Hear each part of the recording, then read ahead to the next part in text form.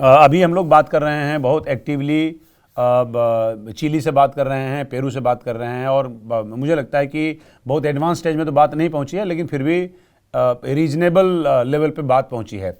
क्या सतर्कता बरतने की ज़रूरत है अगर हम साउथ अमेरिका के और देशों के साथ एफटीएज पे जाएंगे, और शुरुआत करेंगे अगर पेरू और चिली से, तो यहाँ पे? तो देखिए, चिली के साथ में ऑलरेडी हमारा एक छोटा सा ट्रेड एग्रीमेंट है। जी। और वहाँ से कॉपर और काफ़ी चीज़ें ऑलरेडी हमें मिल रही हैं। हम्म। और तो चिली के साथ में करने में कोई प्रॉब्लम नहीं है, क्योंकि चिली का जो प्रोडक्ट रेंज है बहुत ही नैरो है। हम्म। और जनरली वो इंडस्ट्रियल रॉ मटेरियल देते हैं, कॉपर जी। जैसे, टिन जैसे, लिथियम हम्म। जैसे, जो हमारे हम्म। काम के हैं। तो चिली के साथ में हमें कोई प्रॉब्लम नहीं है। हम्म। पेरू की प्रॉब्लम ये है कि जो करीब 80 to 90% इम्पोर्ट इंडिया का जो है पेरू से, वो गोल्ड है। हम्म। गोल्ड में हम ड्यूटी रिडक्शन दे नहीं सकते हैं, क्योंकि gold is almost a monetary hmm. Thing for India. तो कैसे पेरू का कंक्लूड करेंगे? जैसे कि हमने एफ्टा जो स्विट्जरलैंड से किया, हमने गोल्ड को हटा दिया, हमने गोल्ड को जी। कंसीडर नहीं किया है।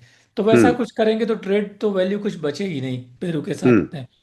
फिर उनके साथ करिए या ना करिए, उसका कोई मतलब नहीं रहता है।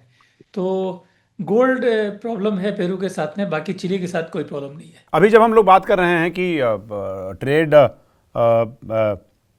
मतलब उस जगह पे पहुंच गया जिसको जो रुकावट कहेंगे, या थोड़ी एक समय के लिए स्थिरता आ गई है, जिसे एग्जांपल देता हूं, अभी इंडिया यूएस ट्रेड में अभी आप अभी क्या एक्सपेक्ट करते हैं? चलिए एफटीए से थोड़ा सा हट जाते हैं।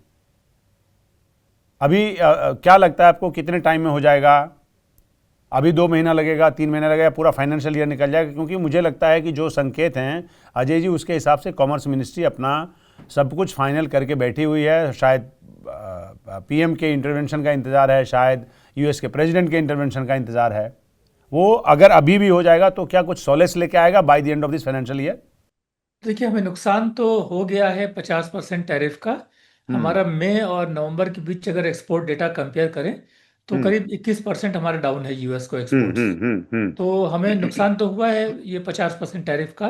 हम्म। और ये नुकसान और अधिक बढ़ेगा अगर ये डील अधिक डिले हुआ है, क्योंकि अभी बायर्स हैं, बायर्स और सेलर्स थोड़ा थोड़ा अपना नुकसान सह के तब भी ट्रेड कंटिन्यू कर रहे हैं, थोड़े बहुत हम्म। नुकसान के साथ में। हम्म। हम्म। हम्म। लेकिन अगर ट्रेड डील उनको ये अभी ये आशा है कि 2-3 महीने में हो जाएगा, मान हम्म। लीजिए वो आशा टूट जाती है, एक साइड अनाउंस करती है ट्रेड डील नहीं करना है, तो हम्म। फिर एक्सपोर्ट काफ़ी नोज डाइव करेगा। हम्म। पहली बात तो ये है।